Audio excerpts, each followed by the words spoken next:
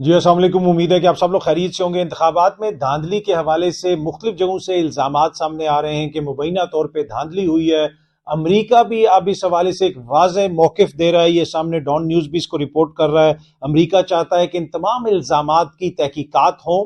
اس کے ساتھ ساتھ پاکستان تحریک انصاف کی قیادت کے اوپر بھی تنقید ہو رہی ہے۔ وہ کیا تنقید ہو رہی ہے وہ میں آگے جا کے آپ سے شیئر کرتا ہوں۔ اب یہ جو الیکشن کا سارا معاملہ ہے اس کے اوپر نگران حکومت بھی کہہ رہی ہے کہ جی تحقیقات ہوں گی، پتہ چلے گا، باہر کے ملک سے ہم نے کوئی ڈکٹیشن نہیں لینی۔ کل گزشتہ روز کاکڑ صاحب نے ایک بڑی طویل پریس کانفرنس کی، وہاں پہ انٹرنیشنل میڈیا بھی تھا، پاکستانی میڈیا بھی تھا، ان سے انہوں نے باتیں کی اور انہوں نے الیکشن کمیشن کے کردار کو ایک طرح سے ڈیفینڈ کیا۔ یہ وہی کاکڑ صاحب ہیں جو یہ کہتے تھے جی ہمارا تو اس سے کوئی تعلق نہیں، یہ الیکشن کمیشن آف پاکستان نے الیکشنز کروانے ہیں، انہوں نے چیزوں کو دیکھنا ہے۔ تو اب یہ کس طریقے سے بیٹھ کے ان کے کردار کو اتنی دیر تک ڈیفینڈ کرتے رہے وہ ایک الگ بحث ہے۔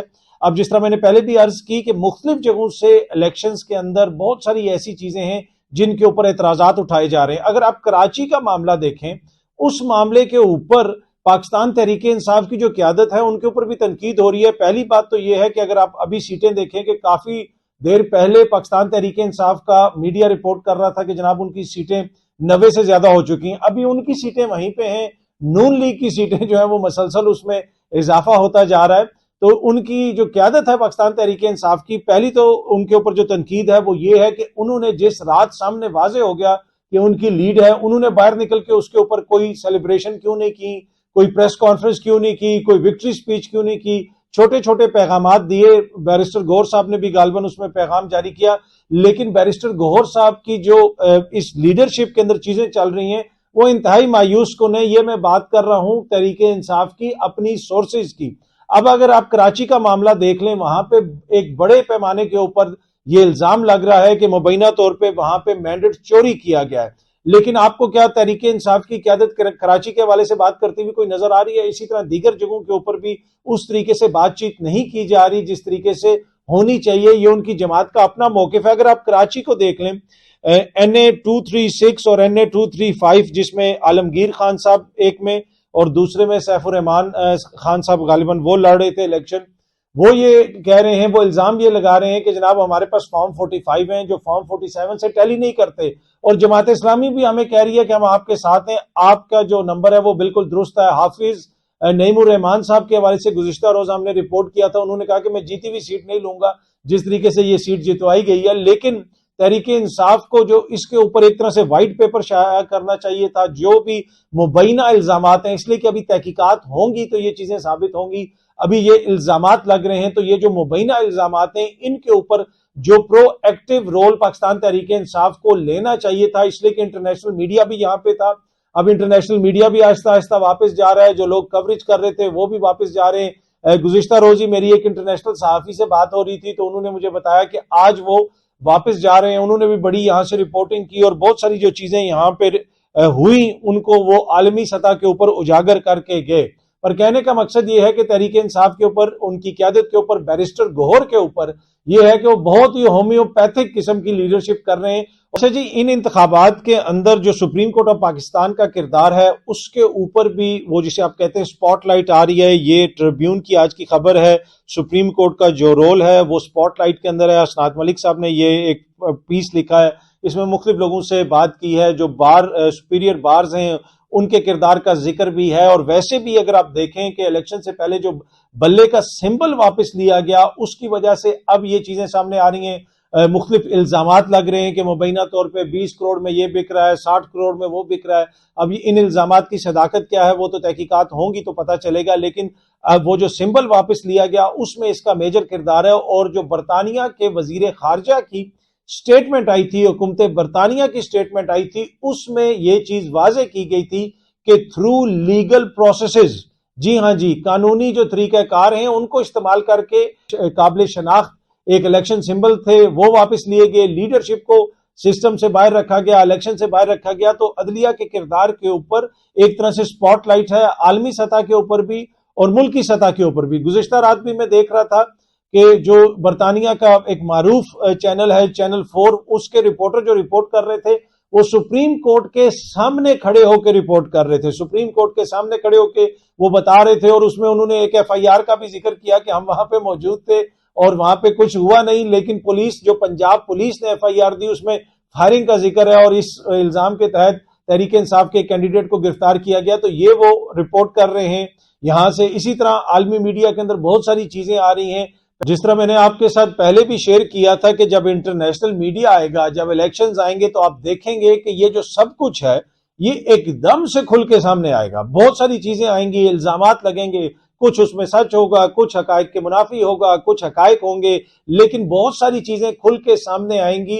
اور اس طریقے سے جس طریقے سے یہاں پہ جو ہے ہم کوشش کر رہے ہیں کہ جناب ایک طرف کا ہی نیریٹو سامنے آئے، دوسری طرف کا نیریٹو سامنے نہ آئے، ویسا نہیں ہوگا۔ بہت زیادہ چیزیں جو ہیں وہ حکومت کے لیے مشکلات کا باعث بنیں گی، PDM کے لیے مشکلات کا باعث بنیں گی۔ اب جو وہ خواتین ورکرز ہیں جن کو گرفتار کیا گیا ہے، ان کے اوپر ڈاکومنٹریز بن رہی ہیں، BBC رپورٹ کر رہا ہے، الجزیرہ رپورٹ کر رہا ہے، دیگر لوگ رپورٹ کر رہے ہیں، تو یہ ساری چیزیں جو ہیں ایک دم سے سامنے آئی ہیں۔ اور پھر جس طرح پاکستانی میڈیا نے بھی رپورٹ کیا، الیکشن کے ریزلٹ آئے، پھر وہ رک گئے۔ اب پیر پگاڑا صاحب بھی کہہ رہے ہیں کہ جناب یہ جو الیکشن ہے ہم اس کو نہیں مانتے، یہ صحیح طریقے سے نہیں ہوا۔ دیگر جگہوں سے آوازیں آ رہی ہیں، بہت سارے لوگ کہہ رہے ہیں کہ جناب ہمیں سیٹ آفر کی گئی، ہم نے سیٹ نہیں لینی کیونکہ مینڈیٹ پاکستان تحریک انصاف کا ہے۔ تو یہ ایک طرح سے وہ جسے کہتے ہیں نا ایکیومولیٹو ایفیکٹ ہے تمام چیزوں کا، جو اب کھل کے سامنے آ رہا ہے۔ اچھا، ایک جو نون لیگ کی ایک شخصیت نے، ان کے ایک لیڈر نے کوئی چیزیں میرے ساتھ شیئر کی ہیں آف دی ریکارڈ، وہ بھی میں آپ سے شیئر کرتا ہوں۔ وہ یہ کہہ رہے ہیں کہ بہت ساری جگہوں پہ جہاں پہ ہمارے لوگ ہارے ہیں وہاں پہ چیزوں کو مینج کرنے کی کوشش کی جا رہی ہے۔ جو لوگ ہارے ہیں وہ اب یہ گلہ شکوہ کر رہے ہیں کہ جناب ہمارے لیے چیزوں کو کیوں نہیں مینج کیا گیا، کیونکہ دوسری طرف الزامات لگ رہے ہیں، اس طرح کی چیزیں سامنے آ رہی ہیں کہ مبینہ طور پہ اس کو جتوایا گیا، اس کو جتوایا گیا۔ تو وہ یہ کہہ رہے ہیں، اور انہوں نے مقامی لیڈرشپ سے ان تمام کینڈیڈیٹس نے ملاقات بھی کی اور کہا کہ چیزوں کو کیوں نہیں مینج کیا جا سکا۔ تو میں نے ان سے پوچھا کہ کیوں نہیں مینج کیا جا سکا، تو انہوں نے بتایا کہ وہ مقامی جو RO ہے یا وہاں پہ جو مقامی جو پولیس کی قیادت ہے، ایڈمنسٹریشن ہے، ان کی جانب سے تعاون نہیں ہوا۔ ایک طرف سے کوئی تھوڑا بہت تعاون ہو رہا تھا لیکن بات چیت بن نہ سکی اور پریشر نہیں لیا گیا، اور جس کی وجہ سے جو ہمارے لوگ ہیں وہ وہاں پہ ہار گئے ہیں، اور ہمارا ووٹر بھی باہر نہیں نکلا۔ جس طرح لوگوں کو ٹکٹ دیے گئے، ان لوگوں کو ٹکٹ دیے گئے جن کے حوالے سے یہ تاثر ہے کہ وہ دوسری جماعتوں سے اٹھ کے یہاں پہ آئے، یا پھر ہم نے کوئی ڈیل کی، تو ان ساری چیزوں کا ہمیں نقصان ہوا، اور کوشش کی گئی کہ کچھ لوگوں کو جتوایا جائے لیکن وہ پھر بھی نہیں جیت سکے۔ اب آنے والے دنوں میں یہ میں آپ کو خبر دے رہا ہوں کہ عین ممکن ہے کہ ان کے اپنے اندر سے اس طرح کی چیزیں آنے شروع ہو جائیں سامنے کہ جناب فلانا تو ہار رہا تھا، اس کو جتوا دیا گیا، ہمیں نہیں جتوایا گیا یا ہمیں ہروا دیا گیا۔ جاوید لطیف صاحب تو پہلے اس طرح کی باتیں کر رہے ہیں، اس طرح کا تاثر دے رہے ہیں کہ جیسے ان کو ہرایا گیا۔ وہ یہ کہہ رہے ہیں خدا نخواستہ جیسے اداروں کے اندر ابھی کچھ لوگ ایسے ہیں جنہوں نے ان کو شکست دلوائی یا ان کو ہروایا، تو یہ وہ سب الزامات لگ رہے ہیں۔ اور ایک جو بیانیہ یہ بنانے کی کوشش کر رہے ہیں کہ جی وہ اصل میں اینٹی اسٹیبلشمنٹ ووٹ پڑ گیا ہے، ان کے خلاف ووٹ پڑا ہے تو ہم ہار گئے۔ نہیں جناب، ووٹ آپ کے خلاف پڑا ہے، اور آپ کی وجہ سے جو ہے اگر کسی کی ساکھ متاثر ہو رہی ہے تو وہ بھی آپ کی وجہ سے ہو رہی ہے، اس لیے کہ جو 2 سال آپ لوگوں نے تقریباً حکومت کی اس میں جو کچھ ہوا وہ ہمارے سامنے ہے۔ پر اینی وے اب یہ دوبارہ مل کے حکومت بنانے کی کوشش کر رہے ہیں۔ کچھ دن پہلے تک جناب یہ کس قسم کی باتیں کر رہے تھے ایک دوسرے کے خلاف، بلاول صاحب کہہ رہے تھے کہ یہ ایسا شیر ہے جو عوام کا خون چوستا ہے، اور یہ کل ہم نے اپنے ٹی وی پروگرام میں یہ ان کا شارٹ وغیرہ چلایا بھی تھا، ان کی یہ ویڈیو بھی چلائی تھی، اور پھر بھی اس کا پیٹ نہیں بھرتا۔ پھر وائس آف امریکہ، امریکی جو نشریاتی ادارے کو انٹرویو دیتے ہوئے بلاول نے کہا کہ یہ وہ نون لیگ نہیں ہے جس نے چارٹر آف ڈیموکریسی کیا تھا، جنہوں نے ووٹ کو عزت دو کا بیانیہ اپنایا تھا، اب ان کے ساتھ اتحاد نہیں ہو سکتا۔ تو آپ نے عالمی نشریاتی اداروں کو بھی انٹرویو دے کے اس طرح کی باتیں کی، آپ نے اپنے جلسوں میں اس طرح کی باتیں کی، مقامی میڈیا رپورٹ کر رہا ہے، عالمی میڈیا رپورٹ کر رہا ہے، اور اب جو ہے یہ اکٹھے دوبارہ بیٹھ گئے ہیں۔ تو اس سے آپ اندازہ لگا سکتے ہیں کہ جناب جب بھی ان کو کوئی خطرہ ہوتا ہے تو یہ اکٹھے ہو جاتے ہیں۔ اب یہ اکٹھے کیوں ہو رہے ہیں، یہ بڑا امپورٹنٹ ہے۔ جو میں نے خطرے کی بات کی، جب تک عمران خان پاکستان کی سیاست میں ہے یہ لوگ علیحدہ نہیں ہو سکتے، یہ میں آج آپ کو لکھ کے دے رہا ہوں۔ جب تک عمران خان پاکستان کی سیاست میں ہے مجھے نہیں لگتا کہ یہ لوگ علیحدہ ہوں گے۔ ہاں کوئی بہت بڑی چیز ہو جائے تو وہ ایک الگ بحث ہے، لیکن یہ ابھی جو دوبارہ اکٹھے ہو رہے ہیں یہ پھر عمران خان کے خوف سے، پھر اس کے سیاسی خوف سے اکٹھے ہو رہے ہیں۔ انہوں نے کہا کہ عمران خان کی سیاست ختم ہو گئی، اس کو پڑھنے والا ہر ووٹ ضائع ہو گیا، لیکن حالت یہ ہے کہ اب اس کے نام پہ جو ووٹ پڑا ہے ان کو ساتھ ملا کے یہ حکومت بنانے کی کوشش کر رہے ہیں کہ یا تو عمران خان کے لوگ ہمارے ساتھ مل جائیں یا پھر ہم آپس میں مل جائیں اور کچھ عمران خان صاحب کے لوگوں کو ساتھ ملا لیں. تو ووٹ جو عمران خان کو پڑا ہے اس کو یہ اپنے لیے استعمال کرنا چاہتے ہیں، لیکن یہ کہتے ہیں کہ اس کی سیاست ختم ہو گئی. میں نے آپ سے پہلے دن کہا تھا، اور جس دن جو جماعت بنی تھی استحکام پاکستان پارٹی، تو میں نے آپ سے عرض کی تھی اور ٹی وی پروگرام میں بھی بیٹھ کے عرض کی تھی، اور اسی دن جس دن سنگ بنیاد اس کا رکھا گیا تھا اسی دن ٹی وی پہ بیٹھ کے کاشف عباسی صاحب کے پروگرام میں اور دیگر پروگراموں کے اندر بھی، اپنے پروگرام کے اندر بھی میں نے یہ ذکر کیا تھا کہ جناب اس کا سب سے زیادہ نقصان جہانگیر ترین کو ہوگا اور ان کی ریپوٹیشن کو ہوگا، برانڈ ترین کو ہوگا جو اب تک بچے ہوئے. اور اب ہم دیکھ رہے ہیں کہ جہانگیر ترین صاحب جو ہیں انہوں نے سیاست سے ہی کنارہ کشی کر لی ہے. ایک طرف جہانگیر ترین سیاست سے کنارہ کش ہو گئے، سیاست سے علیحدہ ہو گئے، دوسری طرف ہمیں بتایا جا رہا ہے کہ اون چودھری صاحب تقریباً 2.25 لاکھ ووٹ لے کے کامیاب ہوئے ہیں. ہو سکتا ہے ان کو ملے ہوں یا پھر یقیناً ان کو ووٹ ملے ہوں گے، تحقیقات ابھی ہوں گی تو پتہ چلے گا. لیکن اگر آپ کی جماعت کے ایک بندے نے 2.25 لاکھ ووٹ لیا ہے تو آپ کا لیڈر سیاست چھوڑ کے کیوں جا رہا ہے؟ یہ ایک بڑا کوسچن ہے جو ہم سب کو ایک دوسرے سے بھی کرنا چاہیے اور اپنے آپ سے بھی پوچھنا چاہیے کہ آخر اس کی کیا وجہ ہے. تو وہ جو عمران خان صاحب کی سیاست ختم کرنے کی باتیں کرتے تھے، آج ان کی سیاست کدھر ہے وہ آپ کے بھی سامنے اور میرے بھی سامنے ہے. جو امریکی نشریاتی اداروں کو کہتے تھے کہ ہم نون لیگ کے ساتھ نہیں بیٹھیں گے، جو نون لیگ والے یہ کہتے تھے یہ بگڑا ہوا بچہ ہے، یہ آئی پیڈ پہ بیٹھ کے کہتا ہے بابا میں نے اتنے ووٹ خریدنے ہیں. اب یہ دوبارہ ایک دوسرے کو جفیاں ڈال رہے ہیں. کس لیے یہ جفیاں ڈال رہے ہیں؟ عمران خان کے خوف سے، اور کچھ بھی نہیں ہے، صرف اور صرف اس کا سیاسی خوف ہے. ادروائز یہ ابھی بھی اگر عمران خان صاحب کو آپ ایکویشن سے ہٹا دیں تو یہ دوبارہ ایک دوسرے کے اوپر اسی طریقے سے لفظی جو ہیں وہ حملے کرنا شروع ہو جائیں گے. اچھا، آج ایک مقدمے میں فواد چودھری صاحب کی ضمانت بھی ہوئی ہے. فواد چودھری صاحب جب استحکام پاکستان پارٹی کی طرف جا رہے تھے تو آج میں آپ کے ساتھ یہ چیز شیئر کرنا چاہتا ہوں. میں نے ان کو کال کی، آواز جو آ رہی تھی وہ لگ رہا اس طرح تھا کہ وہ کسی طرف جا رہے ہیں، وہ گاڑی میں ہیں. تو میں نے ان سے پوچھا کہ کیا ارادہ ہے آپ کا؟ انہوں نے کہا جی ہمارا کوئی ارادہ نہیں ہے. تو میں نے کہا پھر سنا ہے کہ آپ استحکام پاکستان کی طرف جا رہے ہیں. انہوں نے کہا یار اس وقت تو ہماری حالت جنگی قیدیوں والی ہے. تو میں نے تو ترین صاحب کو بھی کہا ہے کہ خدا کے لیے ایسا نہ کریں، یہ جو جماعت ہے یہ ہم سب کو رسوا کرا دے گی سیاسی طور پہ. اور فواد چودھری صاحب نے کہا کہ ہم تو اپنے حلقوں میں نہیں جا سکتے. انہوں نے کہا میرے مقابلے میں کوئی ریڑھی والا کھڑا ہو جائے گا تو وہ بھی جیت جائے گا. ووٹ عمران خان کا ہے، ہم عمران خان کے ساتھ ہیں، ہم عمران خان کا ساتھ دینا چاہتے ہیں. لیکن مختلف قسم کے دباؤ ڈالے جا رہے ہیں. جہانگیر ترین صاحب کو میں سمجھا رہا ہوں لیکن وہ یہ کہہ رہے ہیں کہ نہیں آ جائیں، کوئی ایسا نہیں ہوگا. اور پھر وہاں پہ فواد چودھری صاحب جس حالت میں بیٹھے ہوئے تھے وہ بھی آپ کے بھی سامنے اور میرے بھی سامنے ہے. اور نتیجہ پھر وہی نکلا کہ استحکام پاکستان پارٹی جو یہ دعوے کر رہی تھی کہ جناب ساری پی ٹی آئی ہماری طرف آ جائے گی، پی ٹی آئی ختم ہو جائے گی، یہ ہو جائے گا، وہ ہو جائے گا، وہ عوام کو کمپلیٹلی اس چیز پکچر سے وہ مس کر رہے تھے، کمپلیٹلی اس کو اگنور کر رہے تھے. یہ بہت بڑا المیہ رہا ہے ہماری سیاست کا اور صحافت کا.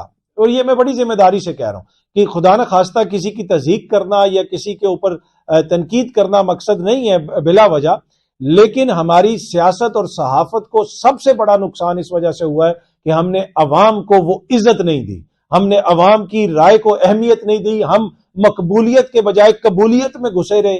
ہم جناب یہ کہتے رہے کہ جناب یہ ساری گل ہو گئی ہے تو یہ ہو گیا تو وہ ہو گیا.